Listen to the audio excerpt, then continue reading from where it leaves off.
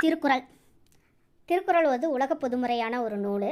So அதை பற்றி தெரியாதவங்க யாரும் இருக்க முடியாது. இதில் பார்த்தீங்கன்னா திருக்குறளில் என்னென்ன தலைப்பு கீழே சில குறள்கள் மட்டும் கொடுத்துருக்காங்கன்னு சொல்லி பார்க்கலாங்க. திருக்குறள் பார்த்தீங்கன்னா வீட்டிற்கு வந்த விருந்தினரை போற்றுதல் அப்படிங்கிற தலைப்பின் கீழே சில குறள்கள் கொடுத்துருக்குறாங்க.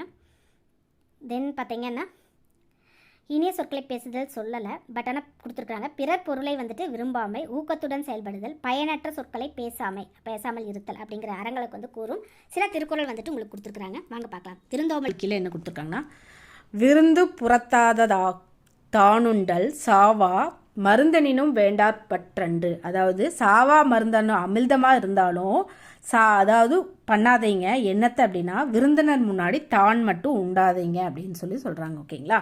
சாவா மருந்தனாலையும் பண்ணாதீங்க எதைங்க, விருந்து புறத்தாததா தானுண்டல் அப்படின்னு விருந்தினர் முன்னாடி நாம் மட்டும் சாப்பிடக்கூடாது அப்படின்னு சொல்கிறாங்க. ஓகேங்களா? ரெண்டாவது என்ன சொல்லிங்கன்னா, மோப்பங்குலையும் அனுச்சம் முகம் திரிந்து நோக்கங்குலையும் விருந்து. மோந்து பார்த்தா குலையும் அனுச்சம்பூ பார்த்தீங்கன்னா மோந்து பார்த்தா குலைஞ்சிரும். அதுபோல் நம்மளோட முகம் மாறினாவே பார்த்தீங்கன்னா விருந்தினர்கள் உள்ளம் வாடிவிடும் அப்படின்னு சொல்கிறாங்க. முகந்திரிந்து நோக்கங்குலையும் விருந்தினர், அதாவது நம்மளோட முகம் மாறினாலே விருந்தினரோட உள்ளம் மாறிவிடும் அப்படின்னு சொல்கிறாங்க. ஓகேங்களா? அடுத்தது கல்லாமை அப்படிங்கிறது கீழே என்ன சொல்லியிருக்காங்கன்னா, கல்லாமை அப்படின்னா இந்த இடத்துக்கு திருடாமை அப்படின்னு சொல்கிறாங்க. உள்ளத்தால் உள்ளலும் தீதே பிறன்பொருளை கள்ளத்தால் கல்வேமெனில். அதாவது உள்ளத்தால் நினைக்கிறது கூட தப்பு அப்படின்றாங்க. எது அப்படின்னா, பிறர் பொருளை கள்ளத்தால் கல்வேமெனில், பிற பொருளை களவாடுவன் அப்படின்னு சொல்லிட்டு உள்ளத்தால் நினைக்கிறதே தப்பு அப்படின்னு சொல்றாங்க. அடுத்த குறள் என்னன்னா, களவினால் ஆகியாக்கம் அளவிறந்து ஆவது போல கெடும் அப்படின்னு சொல்றாங்க. அதாவது தீய வழியில் சேர்க்கப்பட்ட செல்வம் பார்த்தீங்கன்னா, ஆக்கம்னா செல்வம்ங்க. செல்வம் பார்த்தீங்கன்னா முதல்ல வளர்வது போல தோன்றினாலும் ஆவது போல தோன்றினாலும் பின்னாடி அழிஞ்சு தான் போகும் அப்படின்னு சொல்கிறாங்க. ஓகேங்களா? களவினால் ஆகிய ஆக்கம் அளவிறந்து ஆவது போல கெடும். அதாவது சேர்றது போல தோன்றினாலும் முடிவில் அழிந்து விடும் அப்படின்னு சொல்கிறாங்க. ஓகேங்களா? ஊக்கமுடைமை அப்படிங்கிறது கீழே என்ன சொல்லியிருக்காங்கன்னா, உள்ளம் உடைமை பொருளுடைமை நில்லாது நீங்கிவிடும். ஊக்கமுடைமை தான் பொருளுடைமை. அப்படி உள்ளம்ங்கிறது ஊக்கம் இது சொல்கிறாங்க. ஊக்கமுடைமை தான் பொருளுடைமை. மற்ற உடைமைகள் எல்லாம் பார்த்தீங்கன்னா, மற்ற செல்வம் எல்லாம் பார்த்தீங்கன்னா நில்லாது நீங்கிவிடும், அதாவது அழிந்து விடும் அப்படின்னு சொல்கிறாங்க. ஓகேங்க? ஆக்கம். அடுத்த குறள் என்ன, ஆக்கம் அதர்வினாய் செல்லும் அசைவிலா ஊக்கமுடையான் உலை அப்படின்னு சொல்லிட்டு. அதாவது ஊக்கமுடையவன்ட்ட ஆக்கம்னா செல்வம் வழிகேட்டு செல்லும் அப்படின்னு சொல்கிறாங்க. ஓகேங்களா? தளராத ஊக்கமுடையவங்கிட்ட செல்வம் வழிகேட்டு அவனை சென்றடையும் அப்படின்னு சொல்கிறாங்க. வெள்ளத்தனைய மலர் நீட்டம் மாந்தர்தம் உள்ளத்தனையது உயர்வு. அதாவது மலர் நீட்டம் அது எதுக்கு தகுந்த மாதிரி நீருக்கு தகுந்த மாதிரி எப்படி பூக்கள் வளருதோ அது மாதிரி மாந்தர்கள் பார்த்தீங்க அப்படின்னா அவங்களுடைய ஊக்கத்துக்கு தகுந்த மாதிரி உயர்வு பெறுவாங்க அப்படின்னு சொல்கிறாங்க. வெள்ளத்தனைய மலர் நீட்டம், அதாவது தண்ணிக்கு தகுந்த மாதிரி பூ எப்படி வளருதோ அது போல மனிதனோட உள்ளத்துக்கு தகுந்த மாதிரி அதாவது ஊக்கத்துக்கு தகுந்த மாதிரி உயர்வு இருக்கு அப்படின்னு சொல்கிறாங்க. ஓகேங்களா?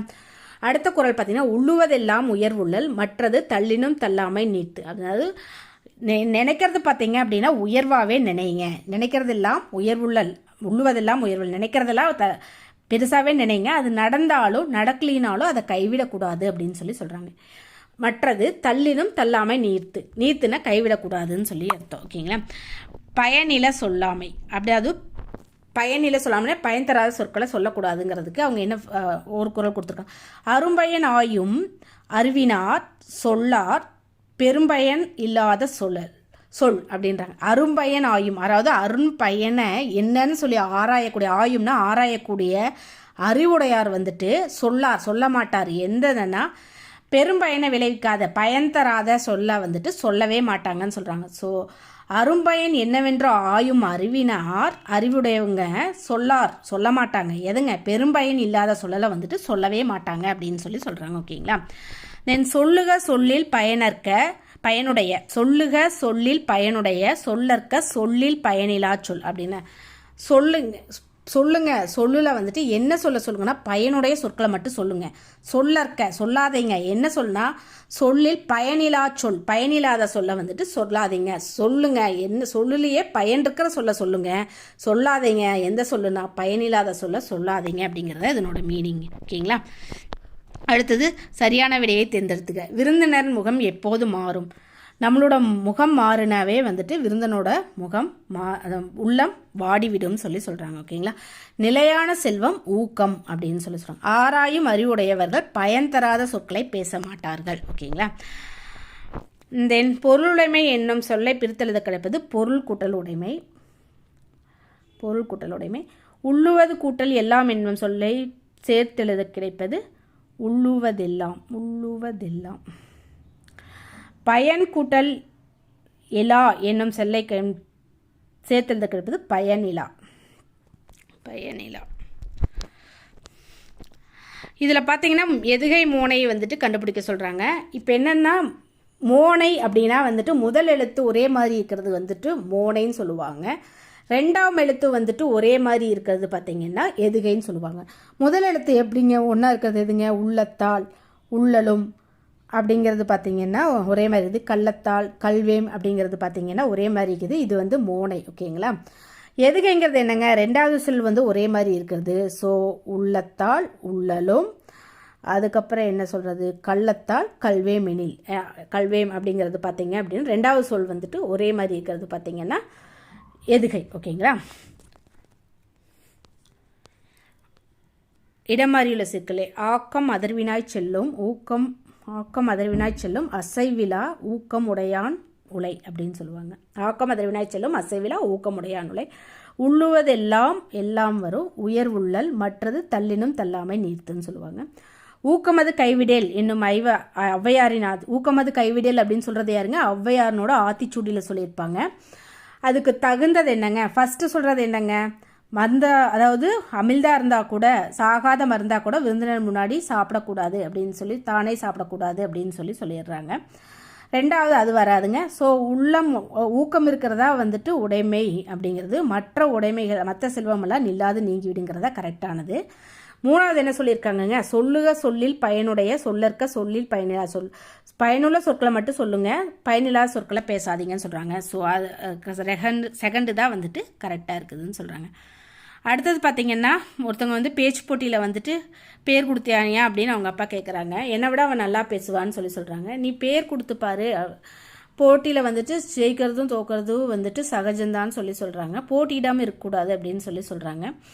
அடுத்த நாள் பேர் கொடுக்குறான்னு சொல்கிறாங்க. ஊக்கம் அப்படிங்கிறதுக்கான இது என்னன்னு என்ன குரல் அப்படின்னு சொல்கிறாங்க. ஃபஸ்ட்டு என்ன சொல்கிறாங்கன்னா மோப்பங்குலையும் அழிச்சா முகம் திறந்து நோக்கங்குலையும் வந்து, அதாவது மோந்து பார்த்தா எப்படி அணிச்சம்பூ வந்து வாடி விடுமோ அதனால நம்ம முகம் தெரிஞ்சால் கூட, நம்ம முகம் மாறினா கூட விருந்தினர் வந்து வாடிடுவாங்கன்னு சொல்கிறது இது வரவே வராதுங்க. அடுத்தது பார்த்திங்கன்னா வெள்ளத்தை, அதாவது மலர் வந்துட்டு எப்படி நீருக்கு தகுந்த மாதிரி வளருதோ அந்த மாதிரி மாந்தர்கள் எப்படி ஊக்கமாக இருக்கிறாங்களோ அதுக்கு தகுந்த மாதிரி தான் உயர்வு கிடைக்கும்னு சொல்கிறதா வந்துட்டு இதுக்கு சரியான பொருள் வருங்க. தென் அடுத்தது பார்த்திங்கன்னா அரும்பயன் ஆயும் அறிவினார் சொல்லார். அரும்பயன் எதுன்னு ஆராயும் அறிவினார் வந்துட்டு அதாவது சொல்ல மாட்டாங்க. எதனா பெரும்பயன் இல்லாத சொல்ல வந்துட்டு, பயனே இல்லாத சொல்ல மாட்டாங்கன்றாங்க. இது பொருந்தாது. ஸோ ரெண்டாவது தாங்க பொருந்தும். ஓகேங்களா? அவ்வளோதாங்க. இப்போ திருக்குறள் பார்த்தங்க, அதனோட தொடர்ச்சி பார்க்கலாங்க. ஆசிரியர் குறிப்பு பார்க்கலாம். திருவள்ளுவர் பார்த்திங்கன்னா 2000 ஆண்டுகளுக்கு முற்பட்டவர். அவரோட காலம் பார்த்திங்கன்னா கிமு 31ஆம் நூற்றாண்டுன்னு சொல்லி பார்த்தோம். அவர் வந்துட்டு எக்காலத்திற்கும் பொருந்தும் வாழ்க்கை முறை நெறிகளை வகுத்துக்குரியவர். ஸோ இது வந்துட்டு திருக்குறள் பார்த்திங்க அப்படின்னா தமிழ் மாதின் உயிர்நிலை அப்படின்னு சொல்லி போற்றப்படும் நூல் பார்த்திங்கன்னா திருக்குறள். ஓகேங்களா? தமிழ் மாதின் உயிர்நிலை என போற்றப்படும் நூல் என்ன அப்படின்னா திருக்குறளுங்க. தமிழுக்கு கதி அப்படின்னு சொல்கிற 2 நூல்கள் எதுன்னா கம்பராமாயணமும் திருக்குறளும். அதை சொல்கிறவர் வந்து செல்வ கேசவராயர் முதலியார் அப்படிங்கிறதா சொன்னார். தமிழுக்கு கதிங்கிற நூல் என்னன்னாங்க கம்பராமாயணமும் திருக்குறளும் தான் வந்துட்டு தமிழுக்கு கதின்னு சொல்கிறது. 4 சொல்லுக்குருதி அப்படிங்கிறதுல வந்துட்டு 4ங்கிறது பார்த்திங்கன்னா நாலடியாரும், 2 பார்த்திங்கன்னா திருக்குறள் அப்படிங்கிறதும் வந்துட்டு குறிக்கும். ஆசிரியருக்கு பார்த்திங்கன்னா என்னென்ன வேறு பெயர் இருக்குது? திருவள்ளுவருக்கு என்ன வேறு பெயர்கள்னால் தேவர், தெய்வப்புலவர், பொய்யில் புலவர், சென்னா போதார், பெருநாவலர், மாதாடுபங்கி, நான்முகன், தமிழ் மாமுனி அப்படிங்கிற பேரெல்லாம் இருக்குது.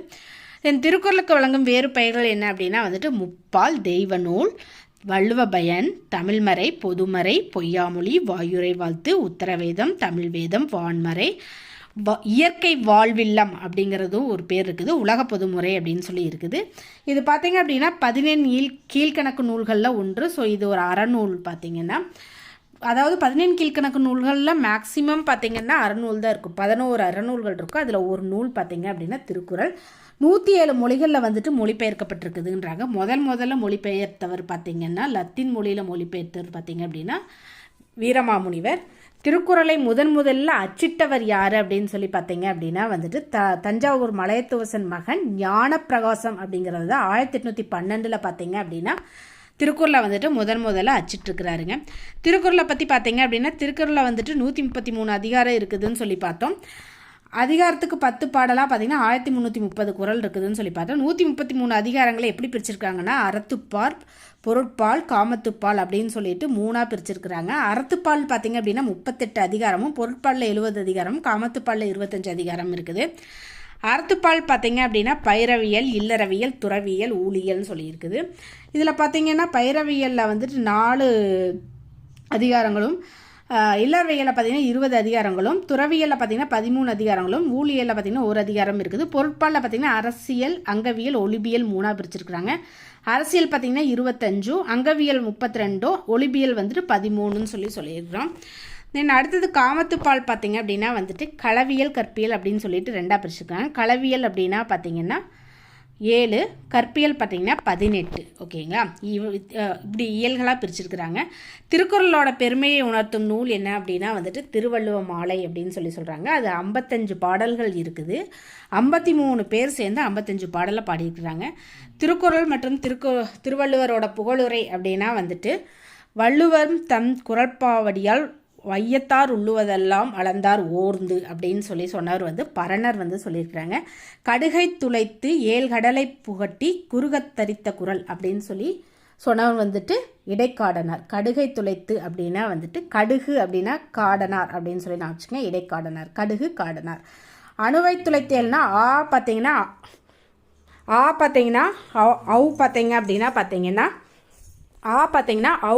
அப்படின்னா ஒரே மாதிரி உங்களுக்கு உயிரெழுத்துக்கள் இருக்குது. ஸோ அணுவை துளைத்தேல் கடலை புகட்டி அப்படிங்கிறது பார்த்தீங்கன்னா ஔவையார். ஓகேங்களா.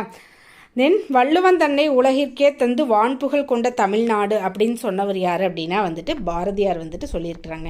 வள்ளுவன் தன்னை உலகிற்கே தந்து வான்புகழ் கொண்ட தமிழ்நாடு. பொதுமறை தந்த தேவன் பொய் சொல்லா புலவன் அப்படின்னு சொன்னவர் யார் அப்படின்னா தேசிய விநாயகம் பிள்ளை, கவிமணி தேசிய விநாயகம் பிள்ளை வந்து சொல்லியிருக்கிறாரு. வெல்லாததில்லை திருவள்ளுவன் வாய் விளைத்தவற்றுள் பொல்லாததில்லை புரைதீர்த்த வாழ்வினில் அழைத்து செல்லாததில்லை பொதுமறையான திருக்குறளில் இல்லாததில்லை இணையில்லை முப்பாலு கிண்ணிலத்தே அப்படின்னு சொன்னவர் யார் அப்படின்னா பாரதிதாசனுங்க. வள்ளுவனை பெற்றதால் பெற்றதே புகழ் வையகமே அப்படின்னு சொன்னவரும் பாரதிதாசன் தான். புத்தகம் நூறி புரட்டி களைப்புற்று சித்தம் கலங்கி திகைப்பதேன் வித்தகன் தெய்வப்புலவர் திருவள்ளுவர் சொன்ன பொய்யில் மொழி இருக்கும்போது அப்படின்னு சொன்னவர் கவிமணி. ஓகேங்க. செந்தமிழ் செல்வத் திருக்குறளில் நெஞ்சனே சிந்தனை செய்வாய் தினம் அப்படிங்கிறது கவிமணி தேசிய விநாயகம் பிள்ளை. கவிமணினாவே தேசிய விநாயகம் பிள்ளை.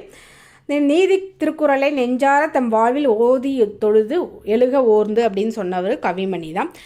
ஓகே, மற்ற அறிஞர்கள் பார்த்திங்கன்னா என்னென்ன திருக்குறளை பற்றி சொல்லியிருக்காங்கன்னு பாருங்கள். தமிழ் மொழி அழகான சித்திர வேலைப்பாடு அமைந்த வெள்ளித்தட்டு அப்படின்னும், திருக்குறள் அதில் வச்சிருக்கிற தங்க ஆப்பிள், தமிழ் என்னை ஈர்த்ததா குறளோ என்னை ஈர்த்ததா அப்படின்னு சொன்னவர் பார்த்திங்கன்னா டாக்டர் க்ரௌல் அப்படிங்கிறவர் வந்து சொல்லியிருக்கிறாரு.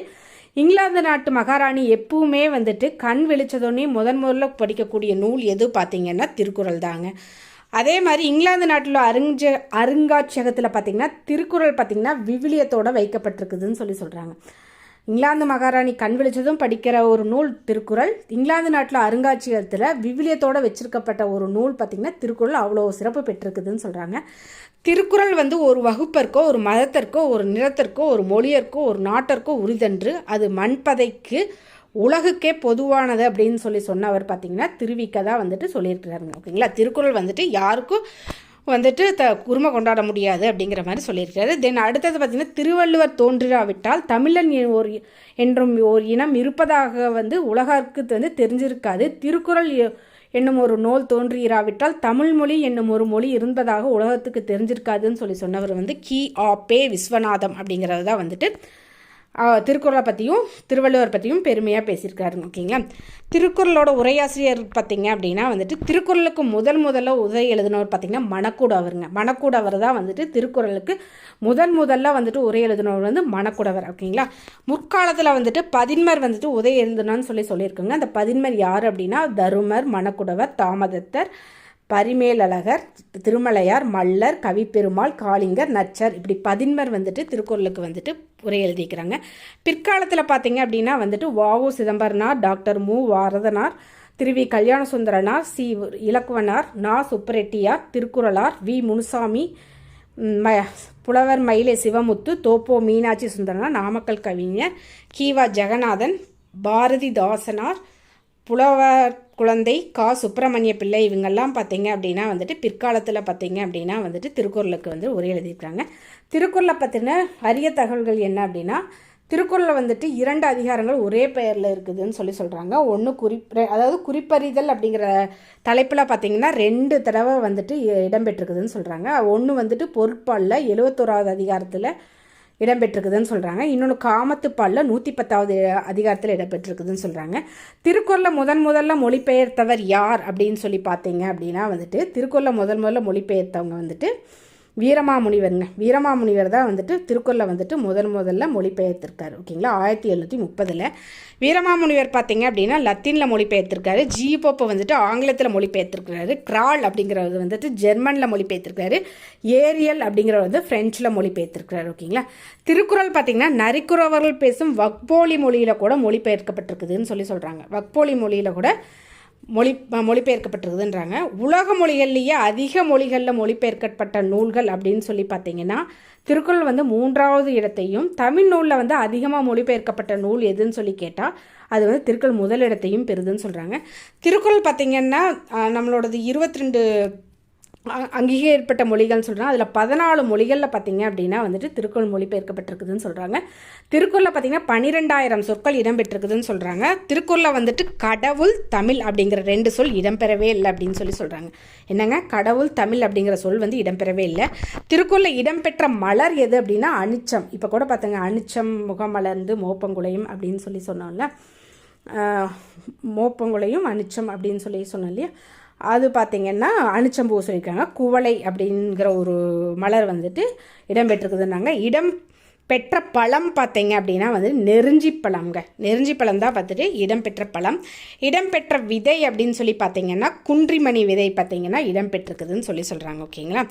அடுத்தது பார்த்தீங்கன்னா இடம்பெற்ற மரம் பார்த்தீங்கன்னா வந்துட்டு பனை, மூங்கில், இந்த 2மே பார்த்தீங்கன்னா மரங்கள் 2ம் வந்து இடம்பெற்றிருக்குது. இடம்பெறாத ஒரே உயிரெழுத்து அப்படின்னா வந்துட்டு அவங்கற எழுத்து தாங்க இடம்பெறவே இல்லைன்னு சொல்கிறாங்க. ஓகேங்களா. அதிகம் பயன்படுத்தப்பட்ட எழுத்து பார்த்திங்கன்னா நீங்கிற எழுத்து தான் வந்துட்டு அதிகமாக பயன்படுத்தப்பட்டிருக்கிறாங்க. தமிழில் இருக்கிற 247 எழுத்துக்களில் பார்த்திங்கன்னா 37 எழுத்துக்கள் பார்த்திங்க அப்படின்னா பயன்படுத்தப்படலைன்னு சொல்கிறாங்க. திருக்குறளோட ரொம்ப தொடர்புடைய எண் எது அப்படின்னு சொல்லி பார்த்திங்கன்னா 7 அப்படிங்கிறது தான். ஏன் அப்படின்னா 7ங்கிறது பார்த்திங்கன்னா 8 முறை பயன்படுத்தப்பட்டிருக்குது. அது 133 அதிகாரம் அப்படிங்கிறாங்க இல்லையா, அந்த 133 கூட்டினாலும் 7ன்னு வருது. 1330 அப்படிங்கிறத பார்த்திங்கன்னா 1 + 3 + 3 + 0ன்னு போட்டாலும் 7 வரும். அதுபோக என்னென்னா திருக்குறளோட அடிகள் அதாவது சீர்கள் பார்த்திங்க அப்படின்னா 7 சீர் அமைஞ்சிருக்கும். 7 சீர்கள் அமைஞ்சிருக்கும். தென் 7ங்கிற எண் பார்த்திங்கன்னா 8 முறை பயன்படுத்தப்பட்டிருக்குதுன்னு சொல்கிறாங்க. 9 என்கிற எண் வந்து இடம்பெறவே இல்லைன்னு சொல்கிறாங்க. கோடிங்கிற எண் பார்த்திங்கன்னா 7 முறை பயன்படுத்தப்பட்டிருக்குதுன்னு சொல்கிறாங்க. 10 அதிகாரங்கள் பார்த்திங்கன்னா உடைமை அப்படிங்கிற தலைப்பில் அமைஞ்சிருக்குதுன்னு சொல்கிறாங்க. அது என்னென்னு சொல்கிறாங்கன்னா அன்புடைமை, அடக்கமுடைமை, ஒழுக்கமுடைமை, பொறையுடைமை, அருளுடைமை, அறிவுடைமை, ஊக்கமுடைமை, ஆழ்வினையுடைமை, பண்புடைமை, நாணுடைமைன்னு சொல்லிட்டு 10 அதிகாரமும் உடைமையில் அமைஞ்சிருக்குதுங்க. அவ்வளோதாங்க.